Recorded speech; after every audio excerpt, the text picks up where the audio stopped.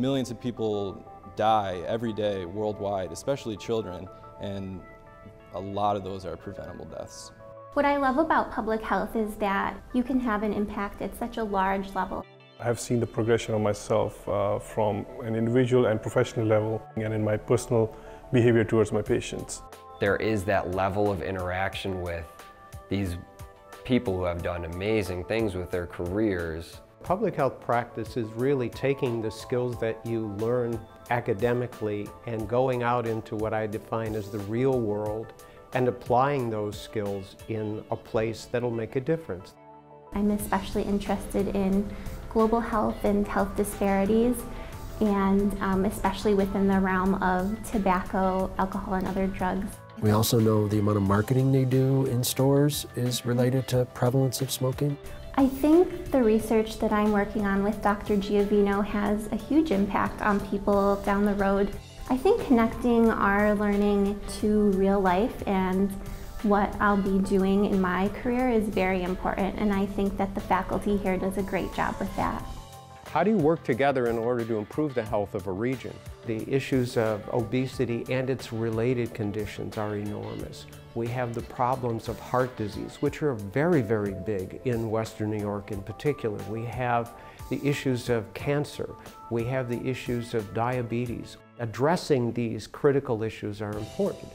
After finishing my medical school, one of the things I was looking for was a good combination of training in both internal medicine and preventive medicine. I see your blood pressure was taken earlier by the nursing staff. You seem to be better controlled this time. Doing a history and physical on a patient, instead of just focusing on his disease process or his complaints, I can also ask about his personal history, his social history. I can address problems on more of a community level and try to come up with interventions for that. What I really wanted to do was identify 2 or 3 really innovative ideas that really cut new ground on important public health problems. One of the things that we wanted to do for our students was offer an opportunity that's unstructured, informal for them to learn. We established the MMWR Club, which is Morbidity and Mortality Weekly Reports. It comes from the Center for Disease Control and Prevention, and it really addresses the very hot and most recent public health topics. You got to look at the logistics of it that, you know, STD clients aren't going to come back for testing. A lot of them will never return. You will never see them again. I went on a field trip with Dr. Rowe. We went to the Batavia wastewater plant. That really opened my eyes to a lot of the environmental health issues.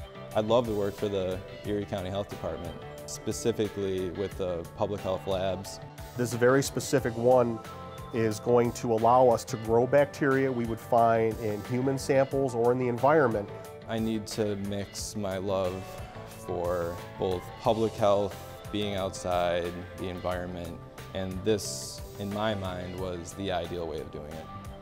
The American Public Health Association is the oldest and most prestigious public health organization in the world. And each year, it convenes its annual meeting that draws between 12 and 18,000 people over multiple days. I got to travel to this conference, present my research, communicate with other people about their research. Making those connections with big researchers in the field through the people I've worked with here is already starting to happen, which is a great thing. So I think that was really well done, how you kind of took the numbers and then talked about how do they fit into the bigger picture. Everybody's just rooting for your success and willing to help you succeed. We have so much as a university to offer. We're a nationally recognized research institution where they can learn all of those skills. They can collaborate and take courses across so many different disciplines. It's a fabulous opportunity.